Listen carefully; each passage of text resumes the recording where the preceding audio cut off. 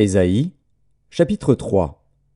Le Seigneur, l'Éternel des armées, va ôter de Jérusalem et de Juda tout appui et toute ressource de pain et toute ressource d'eau, le héros et l'homme de guerre, le juge et le prophète, le devin et l'ancien, le chef de 50 et le magistrat, le conseiller, l'artisan distingué et l'habile enchanteur.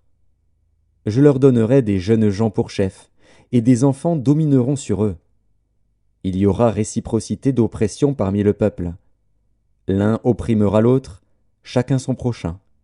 Le jeune homme attaquera le vieillard, et l'homme de rien celui qui est honoré. On ira jusqu'à saisir son frère dans la maison paternelle. Tu as un habit? Sois notre chef. Prends ses ruines sous ta main. Ce jour-là même il répondra, Je ne saurais être un médecin, et dans ma maison il n'y a ni pain ni vêtements. Ne m'établissez pas chef du peuple. Jérusalem chancelle, et Juda s'écroule, parce que leurs paroles et leurs œuvres sont contre l'Éternel, bravant les regards de sa majesté. L'aspect de leur visage témoigne contre eux, et, comme Sodome, ils publient leurs crimes, sans dissimuler. Malheur à leur âme, car ils se préparent des maux.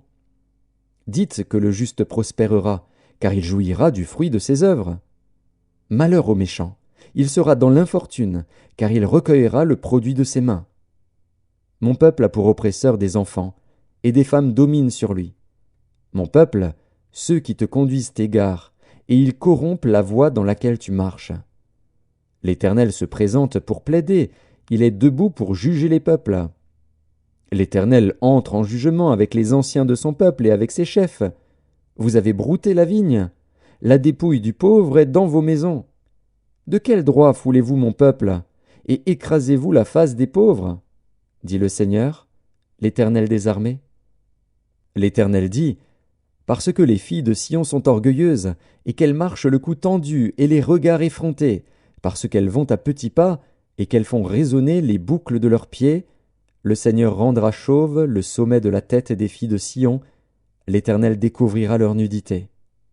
En ce jour, le Seigneur ôtera les boucles qui servent d'ornement à leurs pieds, et les filets et les croissants, les pendants d'oreilles, les bracelets et les voiles, les diadèmes, les chaînettes des pieds et les ceintures, les boîtes de senteurs et les amulettes, les bagues et les anneaux du nez, les vêtements précieux et les larges tuniques, les manteaux et les gypsières, les miroirs et les chemises fines, les turbans et les surtouts légers.